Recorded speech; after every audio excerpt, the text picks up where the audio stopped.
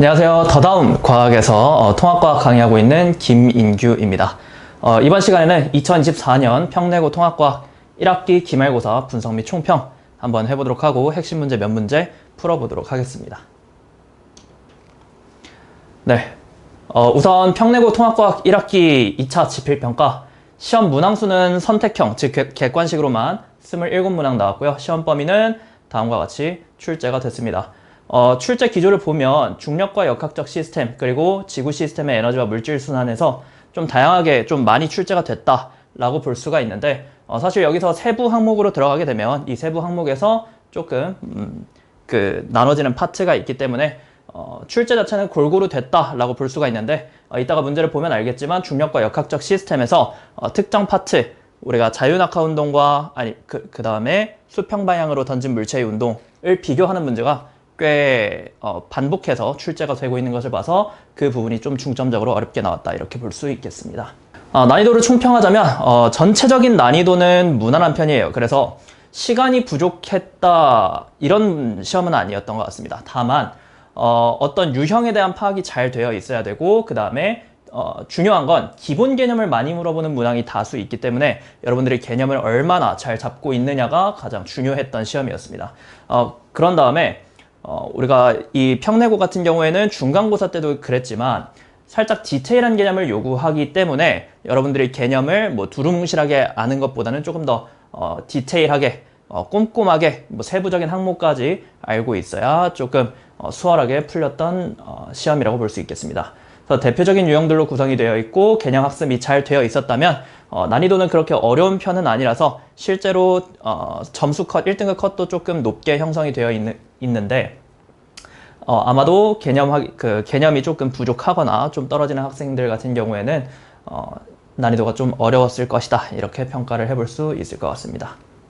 자, 그래서 우리가 이렇게 시험이 나왔다라고 볼 수가 있고 우리가 앞으로도 우리가 2학기 중간고사, 기말고사로 넘어갈 때도 여러분들이 개념을 중점적으로 보시는 게 굉장히 중요하다라고 볼 수가 있겠습니다. 평내고 같은 경우에는 시험이 대체적으로 개념을 많이 물어보는 문제들이 많이 나오고 그 다음에 유형 같은 경우에도 변별력을 이제 가르기 위한 좀 신유형이라기보다는 여러분들이 알고 있는 익숙한 유형에서 좀 숫자만 바꿔서 나오는 그러한 기조가 있기 때문에 그러한 방식으로 유형 파악하시고 다음 개념 공부하면서 공부를 하시면 될 것 같습니다.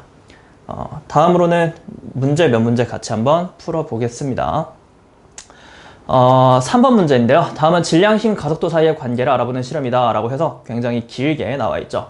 과정 1 같은 경우에 쭈루룩 나와 있고 과정 2, 과정 3 이렇게 나와 있는데 중점적으로 봐야 될 거는 과정 1은 질량이 1kg인 수레를 1N의 힘으로 잡아당기면서 수레의 운동을 촬영한다라고 되어 있고 과정 2와 과정 3이 중요한데 자, 과정 2는 수레의 질량을 1kg으로 고정하고 수레에 작용하는 힘의 크기를 2배, 3배, 4배로 변화시키면서 과정 1을 반복하고 과정 3의 경우에는 수레에 작용하는 힘을 1N으로 고정하고 수레에 추를 올려 수레의 질량을 2배, 3배, 4배로 변화시키면서 과정 1을 반복한다라고 나와 있어요.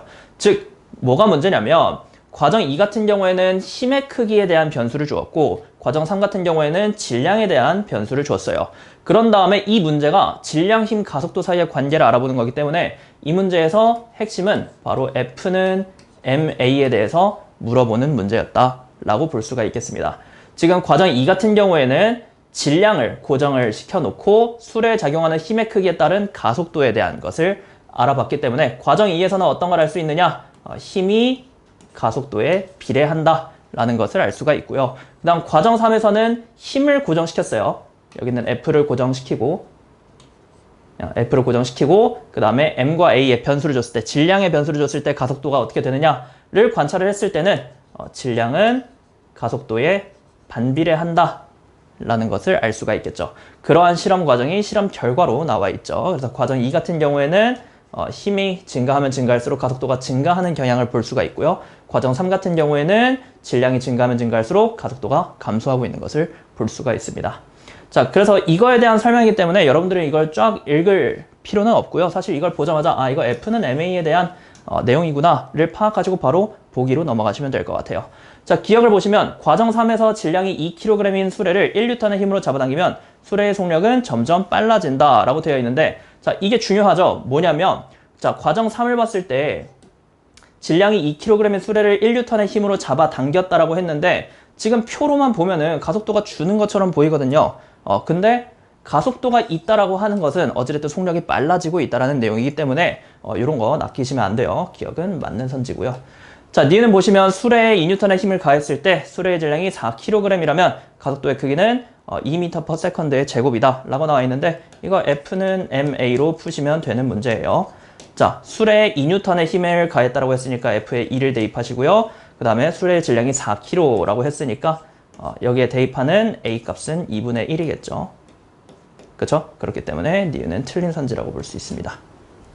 자, 디귿은 과정 2를 통해 수레의 가속도는 수레의 질량의 반비례함을 결론 지을 수 있다. 이거는 맞는 선지죠. 잠시만요. 과정 2를 통해서 수레의 가속도는 수레의 질량의 반비례함을 결론 지을 수 있다. 수레의 질량의 반비례함을 결론 지을 수 있는 건 과정 3을 통해서 알 수 있는 사실이기 때문에 디귿도 틀렸다라고 볼 수 있습니다. 그래서 답은 1번 체크해 주시면 될 것 같아요. 네. 자, 다음 문제는요. 7번 문제고 그림은 지면으로부터 같은 높이의 물체 B를 가만히 놓는 순간 물체 A를 수평 방향으로 20m/s의 속력으로 던진 것을 나타내는 거고 그 다음 B의 속력이 5m/s가 되는 순간 A와 B가 충돌하였다. A와 B 사이의 거리는 L이다. 이렇게 나와 있는 문제래요. 자, 이 문제를 봤을 때 중요한 거는 B는 자유낙하 운동을 시켰고요. 그 다음에 A 같은 경우에는 수평 방향으로 던진 물체의 운동을 시켰어요. 그쵸? 자, 이거 대표적으로 자유낙하 운동과 수평 방향으로 던진 물체의 운동을 비교하는 문제이고 여기서 여러분들이 바로 알아차려야 될 것은 무엇이냐? 자유낙하 운동과 수평 방향으로 던진 물체의 운동의 경우 연직 방향으로는 자, 힘이 작용을 하죠. 어떤 힘이 작용하냐? 중력이라는 힘이 작용을 하기 때문에 둘 다 등가속도 운동을 하게 됩니다. 그쵸? 다만 수평 방향으로는 자유낙하 운동의 경우에는 수평 방향으로 작용하고 있는 어떠한 운동이 없기 때문에 그냥 연직 방향으로만 떨어지게 되는 것이고요. 그 다음에 수평 방향으로 던진 물체의 운동 같은 경우에는 수평 방향으로 속력이 있기 때문에 수평 방향으로는 등속 운동을 하게 된다. 요 사실이 중요한 거죠. 그쵸? 자, 그렇기 때문에 우리는 어떤 사실을 알아야 되느냐? B가 그대로 낙하하고 A가 등속 운동을 하게 된다면 자, 둘이 연직 방향으로는 동일한 속력으로 떨어질 거기 때문에 동일한 속력이라고 하는 것은 속력이 같다라는 뜻이 아니라 둘이 똑같은 속력 변화량으로 떨어진다라는 소리입니다. 그쵸?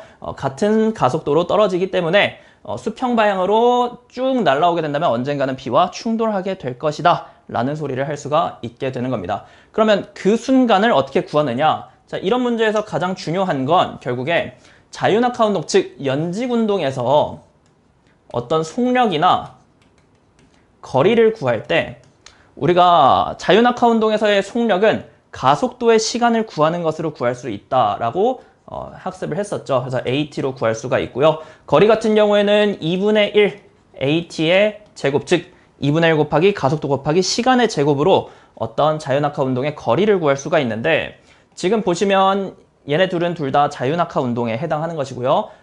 중력 가속도가 10m/s의 제곱이라고 나와 있으니까 A 값이 10이 되겠죠. 그래서 속력은 10T가 될 것이고 거리는 A에다 10을 대입하면 5T의 제곱이 될 수 있습니다. 그래서 우리는 어떤 순간을 봐야 되냐면 A와 B가 충돌하는 시간을 계산하시면 되는 겁니다. 그리고 이 시간을 계산하기 위해서 주는 힌트가 무엇이냐? 바로 B의 속력이 5m/s가 되는 순간 이게 힌트가 되는 거겠죠.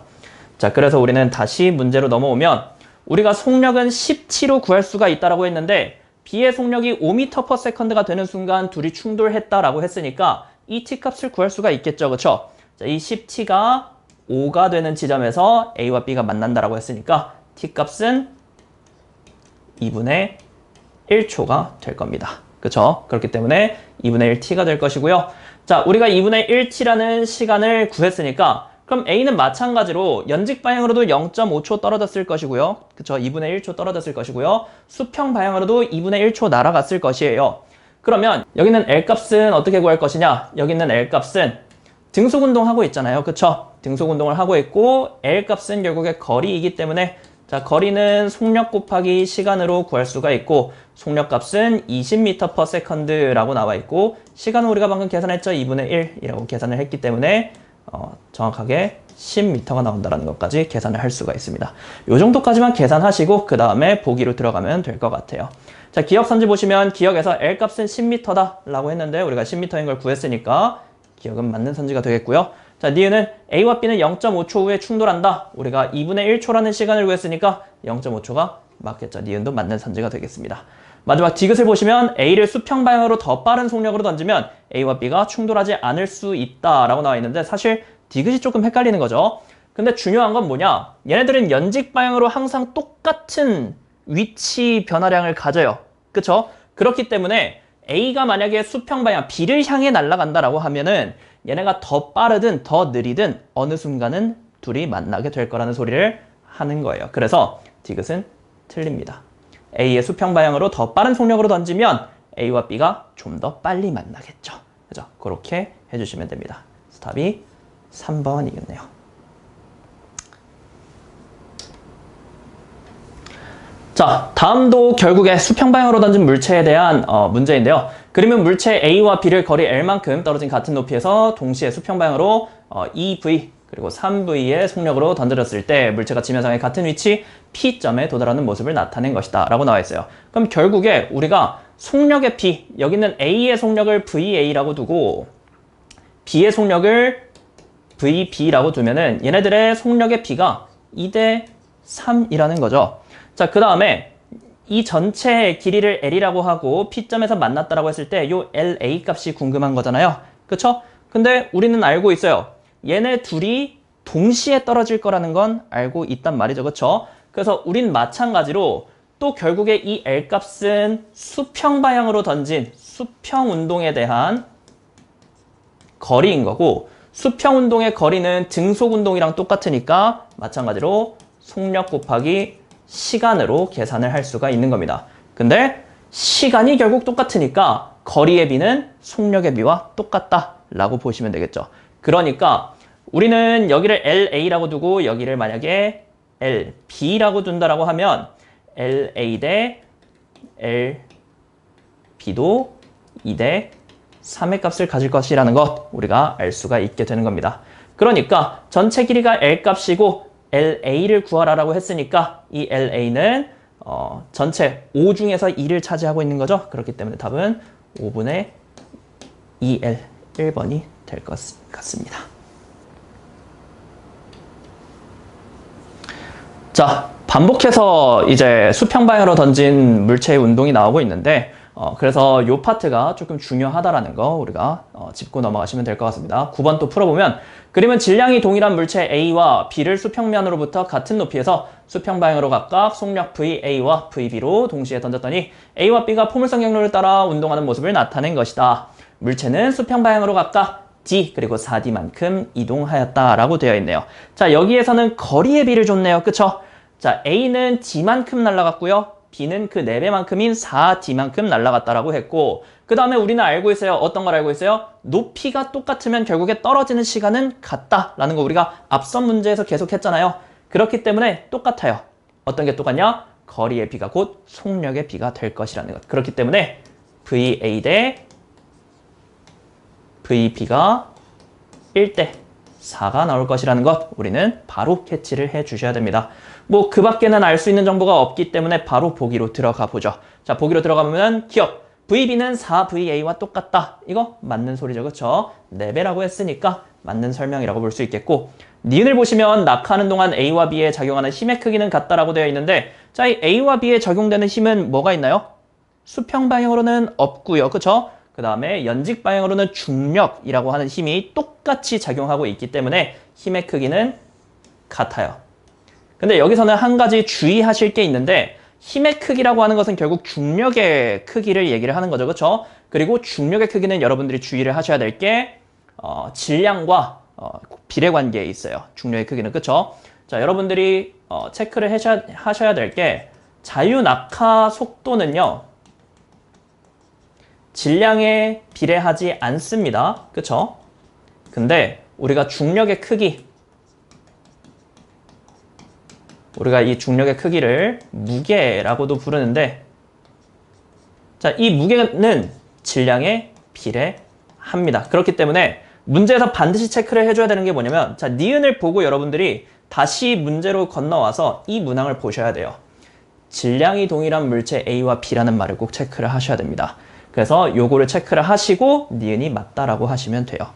됐죠? 자, 그 다음에 디귿 선지를 보시면 수평면에 도달하는 순간 연직 방향의 속력은 A와 B가 같다. 얘네들은 자유낙하 운동을 하게 되고 똑같은 높이에서 떨어지니까 맞는 설명이 될 겁니다. 그래서 답이 기억, 니은, 디귿 5번이 될 것 같아요. 자, 13번 문제 보겠습니다. 그림 가는 각각 일정한 속력으로 등속 운동하고 있다라고 보시면 될 것 같아요. 자, 등속 운동하는 물체 A, B가 기준선을 동시에 통과한 후 같은 거리를 이동하여 벽에 충돌해 정지한 모습을 나타낸 것이다.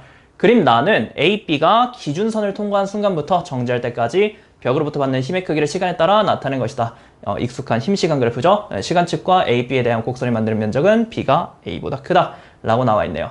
자, 우리가 우선 체크해야 될 거는 그림 가에서 각각 일정한 속력, 즉 등속 운동으로 운동하고 있다는 사실. 그래서 물체 A가 VA의 속력을 가지고 물체 B가 VB의 속력을 가지고 있는 뭐 그런 형태의 등속 운동 물체라는 거 알고 계시고요. 그 다음에 시간축과 AB에 대한 곡선이 만드는 면적은 B가 A보다 크다.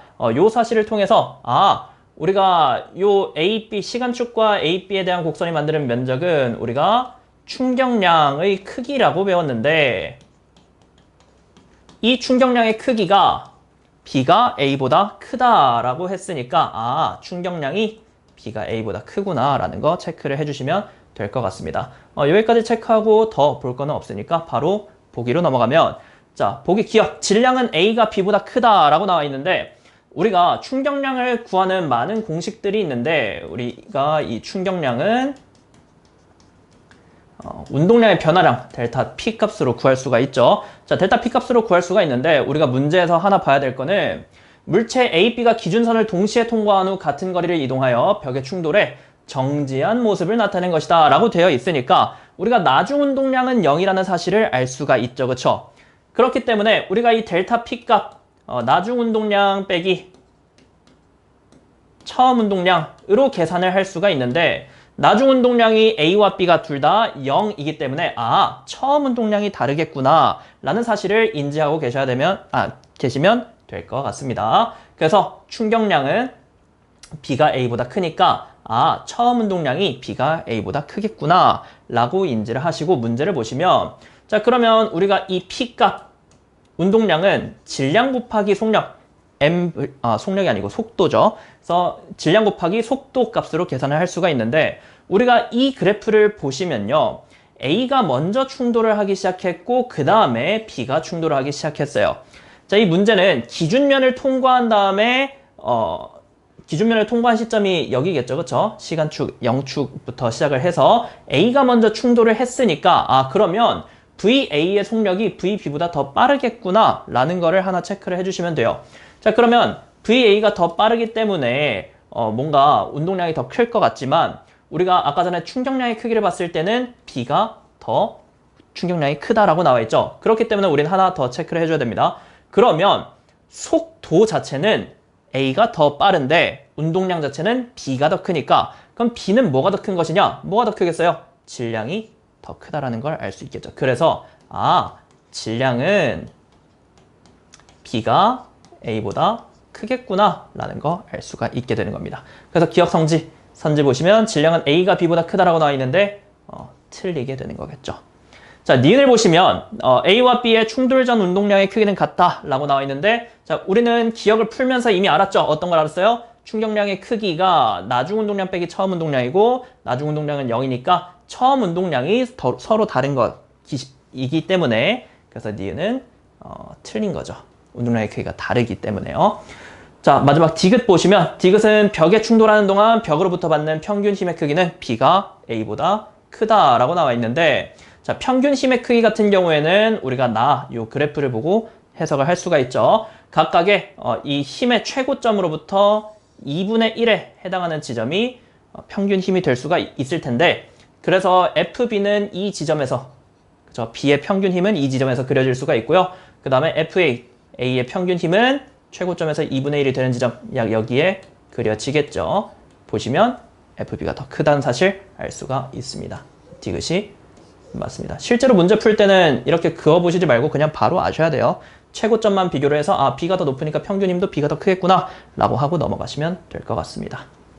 자, 다음 14번 문제인데 개인적으로 이번 시험에서 가장 어려웠던 문제라고 볼 수 있는 문제겠습니다. 같이 한번 봐보죠.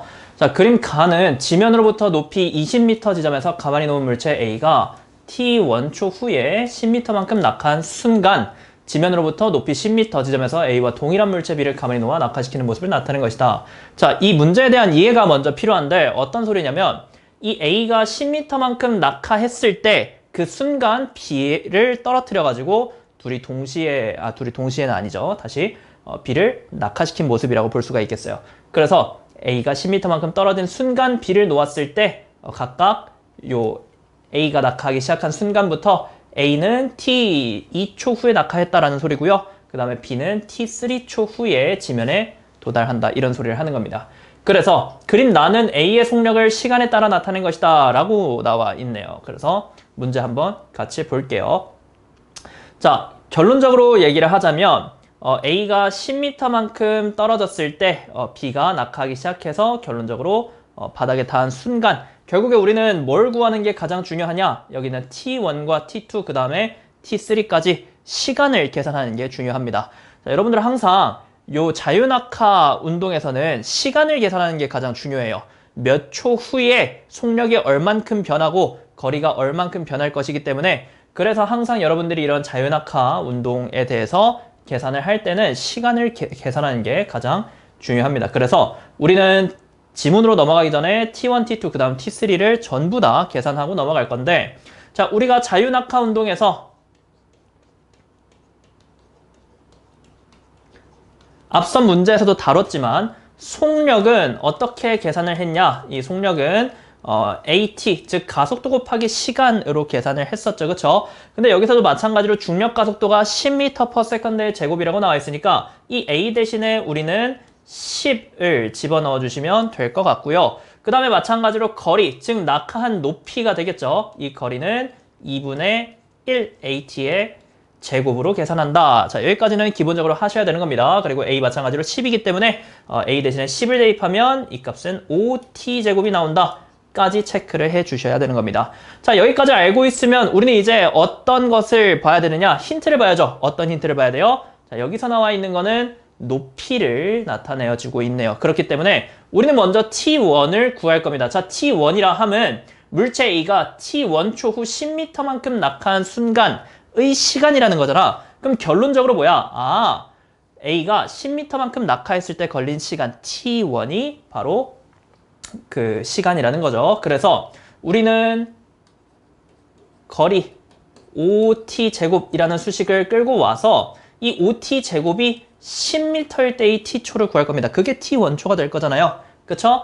그래서 t 제곱이 2가 되겠죠. 5t 제곱이 10이니까요. 그러면 t는 루트 2가 될 겁니다. 그쵸? 그래서 루트 2초 후에 이 지점에 도달한다라는 소리를 하는 겁니다. 그래서 이 지점에 도달하면 즉 루트 2초 후에 B를 낙하시킨다 이런 소리겠죠. 그쵸? 그래서 우리는 또 T2랑 T3를 구할 건데 자, 이 T2초는 무엇이냐?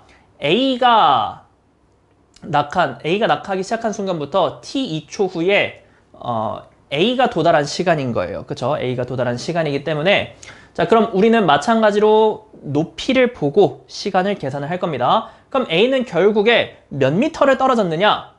20m를 떨어진 거죠. 그쵸? 20m를 떨어진 거기 때문에 여기서 마찬가지로 5t 제곱이 20인 거를 이용해서 t 값을 구할 겁니다. 그러면 t 제곱이 4가 되고 t가 2가 된다는 사실 구할 수가 있는 겁니다. 그래서 t 2초는 2초가 될 겁니다. 자, 우리가 이 T3 같은 경우에는 간단하게 또 구할 수가 있어요. 어떻게 구할 수가 있느냐? 결국에는 B는 여기서부터 여기까지 총 10m겠죠. 그쵸? 이 10m를 떨어진 시간을 측정을 하면 되는데 그 시간은 우리가 이미 루트 2초라는 걸 구한 바가 있어요. 그쵸? 자, 근데 그러면 t3가 루트 2초냐? 그건 아니에요. 왜냐? 이 t3초가 뭐라고 했냐면 A가 낙하하기 시작한 순간부터 t3초 후에 B가 지면에 도달한 시간이거든요. 그렇기 때문에 여러분들은 반드시 기억해줘야 될 게 여기는 A가 낙하하기 시작한 순간까지 더해줘야 되는 거야. B를 낙하한 순간이 그럼 결국에 몇 초냐? 루트 2초 후에 B를 낙하하기 시작한 거잖아. 그치? 그럼 결국 루트 2초 더하기 루트 2초를 해주셔야 되는 거겠죠. 그래서 t3는 얼마가 나오냐? 2루트 2초가 나오게 되는 겁니다. 그래서 요 t3를 연상하시는 게 조금 중요한 문제였습니다. 자, 이제 선지로 넘어가 보면 기억 t2는 2t1초랑 똑같다 이렇게 나와 있는데 t2는 우리가 2초인 걸 계산했고 t1은 루트 2초인 걸 계산했으니까 값이 틀리죠. 기억은 틀린 선지입니다. 자, 니은은요. t3는 2루트 2초라고 나와 있는데 우리가 계산한 바에 의하면 t3는 2루트 2초가 맞으니까 니은은 맞는 선지고요. 자, 디귿은 2분의 v1 플러스 v2 곱하기 t2 마이너스 t1이 10m이다 라고 나와 있는데 자, 이 문제는 어떻게 푸느냐? 요 속력값 우리가 어떻게 변환하면 돼요? 속력을 요 10t 값으로 바꿔서 계산을 하시면 되겠죠. 그쵸? 그러면 우리는 어떻게 계산할 수 있느냐? 자, v1은 뭐랑 똑같아요? v1은 결국에 속력이잖아요. 여기에 도달했을 때의 속력값이니까 10t1과 똑같은 거고요. 그 다음에 v2는 그럼 뭐랑 똑같아요?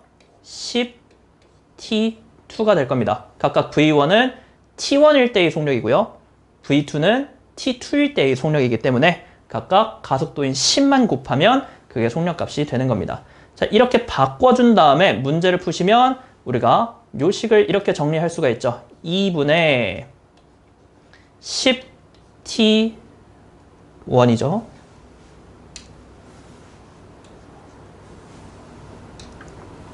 자, 10t1 플러스 10t2 곱하기 t2 마이너스 t1이니까 자, 요거 이렇게 묶어서 계산을 할 수가 있겠죠. 그래서 2분의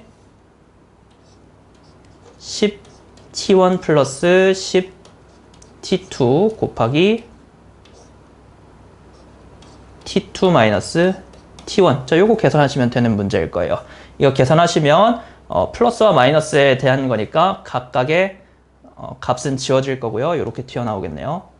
10t2의 여기가 양수니까 10t2의 제곱 마이너스 10t1의 제곱을 2로 나눈 값으로 튀어나오겠네요. 그렇기 때문에 t2와 t1 각각 집어넣어 주시면 되겠죠. t2에는 2를 집어넣어 주시면 되고요. t1에는 루트 2를 집어넣어 주시면 되는 거니까 그럼 t2의 제곱은 4가 돼서 앞수는 40이 되는 거고요. 그 다음에 뒷수는 t1의 루트 2의 제곱이니까 2가 될 거죠. 그렇죠? 그래서 여기가 20이 될 거니까 2분의 10m가 맞네요. 그래서 답은 디귿이 맞겠습니다. 그래서 답이 4번이네요.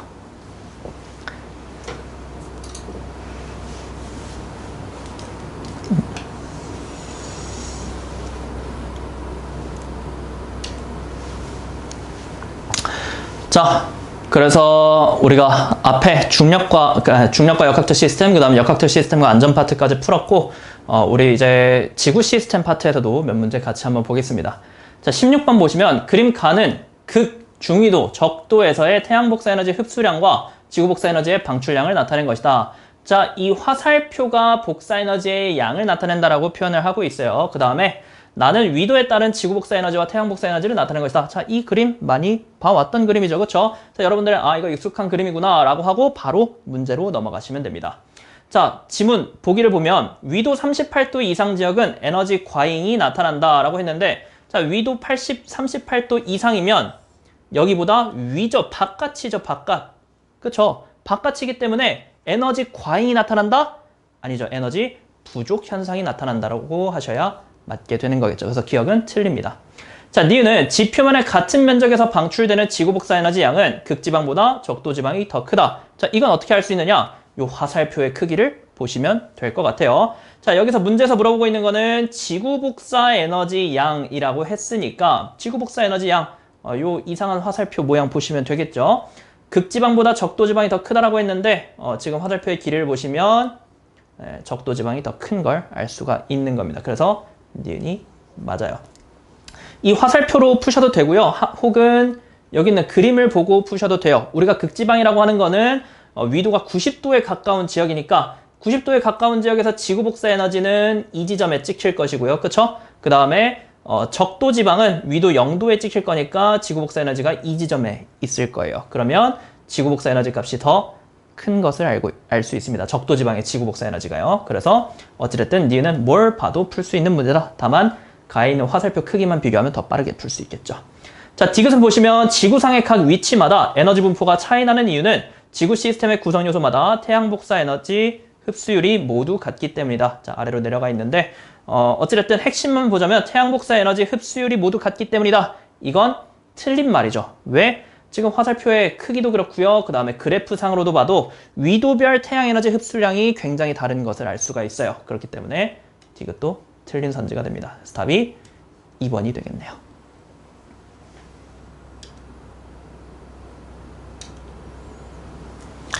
자, 20번 문제. 이 문제는 굉장히 쉬운 문제인데 가지고 온 이유가 있습니다. 그림은 해수의 연직온도 분포를 나타낸 것이다 라고 나와 있고 이에 대한 설명으로 옳은 것만을 보기 위해서 있는 대로 고른 것은 3.3점으로 배점도 굉장히 낮은 문제인데 한번 봅시다. 자, 기억. A는 바람의 영향을 가장 많이 받는다. A는 혼합층이기 때문에 바람의 영향 가장 많이 받는 거 맞고요. 자, 니은. B는 물질의 연직운동이 활발한 곳이다. B는 수온약층이죠. 수온약층은 특징이 무엇이냐? 자, 위의 온도가 높고 아래의 온도가 낮기 때문에 대류가 일어나지 않는 안정한 층이에요. 그렇기 때문에 연직운동이 활발하지 않은 곳입니다. 그래서 니은은 틀렸고 마지막 디귿을 보시면 C는 수권에서 차지하는 부피가 가장 크다. 자, C를 보시면 C가 심해층이죠. 그렇죠? 자, 우리가 너무나 당연하게 알고 있는 사실이지만 자, C는 수권에서 차지하고 있는 부피 가장 큰 거 너무 당연해요. 근데 너무 당연한데 우리가 이런 것들은 문제에서 잘 물어보지가 않는다라는 거예요. 우리가 어떤 기출문제를 봐도 부피가 가장 크다 이런 거는 잘 안 물어보는 문제니까 여러분이 문제를 풀다가 봤을 때 그런가? 라고 의심이 들 수 있단 말이죠. 그렇죠? 그렇기 때문에 이런 것들은 꼼꼼히 한번 체크를 해보고 본인들이 알고 있는 상식을 조금 리마인드해서 푸시면 되는 문제였습니다. 그래서 정답은 4번입니다. 자, 그 다음에 21번. 그림은 어느 지역의 판의 경계와 판의 이동 방향을 나타낸 것이다 라고 나와 있네요. 자, 이 문제, 이 그림을 보시면 지역은 A, B, C, D 지점이 있습니다. 각각의 어느 경계인지 파악을 하고 가보죠. 자, 지금 이렇게 뾰족뾰족하게 나와 있으면 수렴형 경계라는 거 알 수 있습니다. 섭입 방향은 어디에서 어디예요? 여기 뾰족뾰족 튀어나와 있는 게 화살표 방향으로 보시면 된다고 했죠. B에서 A로 섭입하고 있는 모습이다라는 거 체크를 해주시면 되고요. 그 다음에 C 지점과 D 지점에서 보이는 요 경계는 우리가 발산형 경계라고 볼 수가 있는데 지금 판은 각각 여기가 위로 움직이고 있고 여기가 각각 아래로 움직이고 있는 걸 알 수 있습니다. 그래서 C 지점은 쉬워요. C 지점은 우리가 발산형 경계라고 바로 찾으시면 되는데 D 같은 경우에는 보면 어때요? 판은 각각 이렇게 아래로 움직이고 있고 어긋나는 층이죠. 그렇죠? 그래서 D 지점은 보존형 경계라고 찾아주셔야 맞는 말입니다.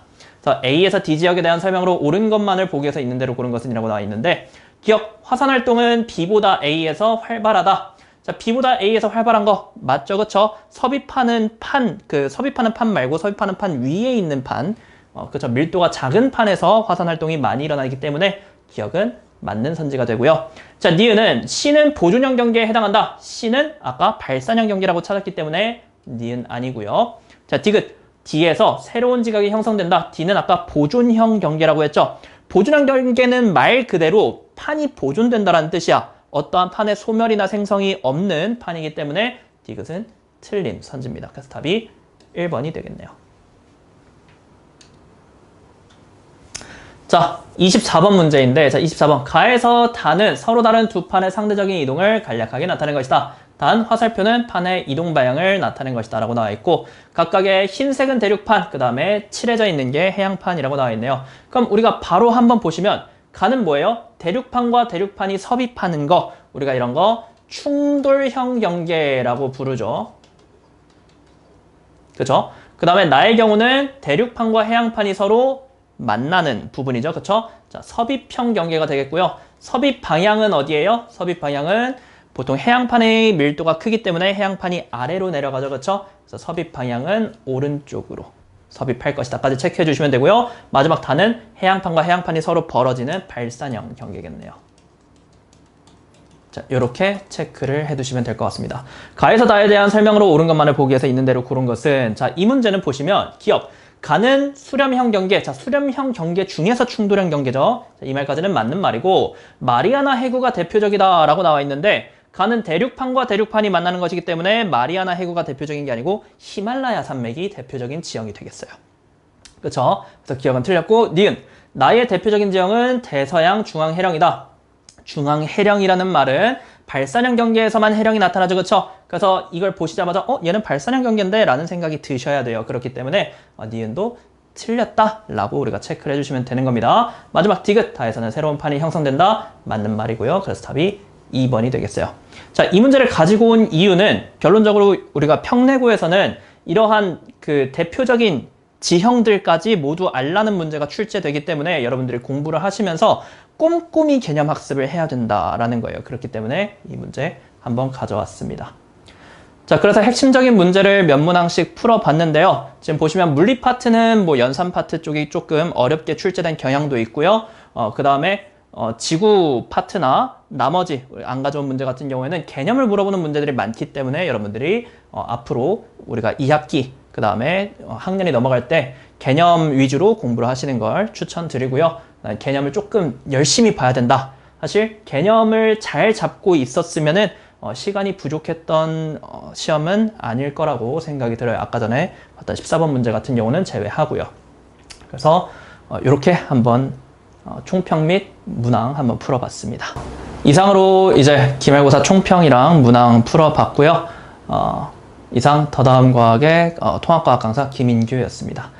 2학기 이제 개강 9월에 개강을 하면 개념 위주의 어떤 문제 정리하는 거라든지 이렇게 강의를 할 예정이니까 문의사항 있으시면 학원으로 문의 주시면 감사하겠습니다.